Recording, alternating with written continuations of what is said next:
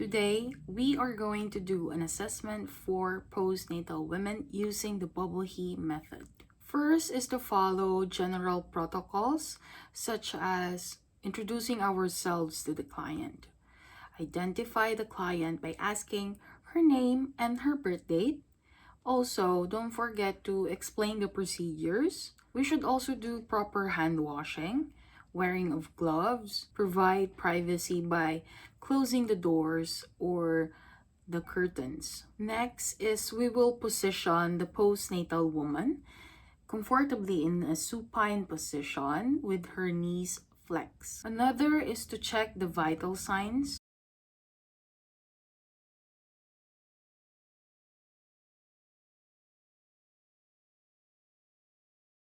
Assess for pain and implement pain management by asking how she's feeling. Is she experiencing pain in her body, any particular part of her body? And if she could rate it using the pain scale by rating 1 to 10, 10 being the highest, 1 being the lowest. Assess the general emotional status. Is the patient happy, sad, or something is bothering her? You can see it in her actions and facial expression. The first letter in the bubble he, B, stands for the breast. For the breast, you should take note of the consistency. Is it soft? Is it engorged? Or is it excreting or any signs of mastitis? Mastitis is an infection, and the breast tends to be swelling or there is redness in certain areas of the breast. The size of the breast, it is normal if the other side is bigger than the other one. We should also assess the shape and the symmetry of the breast. For the nipples, we should take note if there are any redness, crack, or sore nipples. We have 3 types of nipples: the everted, inverted, and the flat. If the patient has any of this, like the inverted and the flat, it is difficult for them to breastfeed the baby. A lactating consultant can give her some health teaching regarding this matter. So for the abdomen, if LSCS or low segment cesarean section, examines the cesarean section wound for union and healing. We should also check the uterus for involution and the fundal height. Observe the contour, distension, and the appearance. Palpates fundus. Places hand on base of the uterus above symphysis pubis. With the other hand at the umbilicus. Press in and downwards. You should feel for a firm globular mass. And also we have to assess for the fundal consistency. Is it soft or baggy? We should also assess for location, height, measure, and it should be in centimeters. From the fundus of uterus to the suprapubic line. So on assessing the bladder, so Mrs. B, when was the last time that you voided? Okay. We should also establish a voiding schedule to prevent bladder detention and urinary stasis. Encourage the mom to urinate every time before she feed the baby as they may fall asleep.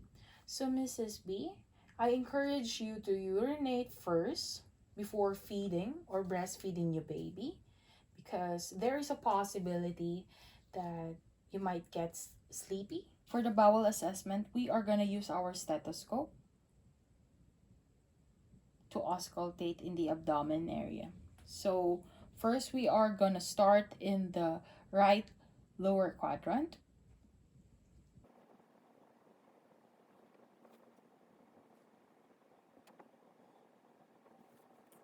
The patient can also have or take a stool softener because we don't want any ripping of the or the episiotomy or trauma to the C section incision. When assessing the perineum, assess the color, the amount, and the odor of the lochia. So for the color, we have three. The lochia rubra, it is usually bright red in color. Next is the lochia serosa, or the dark brown color in appearance.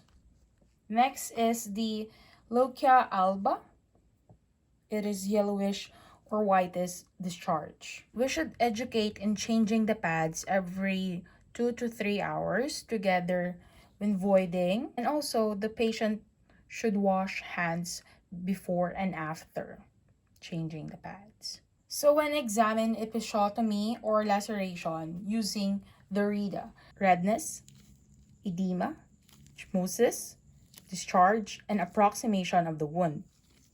For the redness, are there any redness around the site? For the edema, edema is also for swelling. Are there any swelling? Osmosis, are there any bruising? For discharge, the drainage. Approximation means that the two tissues are sewn together, and when the doctor did a great job, no presence of stitches can be seen. Next is the letter H. Letter H stands for the Homan's sign. So when assessing the lower limbs for DVT or deep vein thrombosis and for mobility, we should expose the legs of the patient or the mother. Take the legs out. We should support behind the knee. Take the foot or the dorsiflex as if there are any sign of pain in the calf area. Is there any pain, Mrs. B? No? Okay.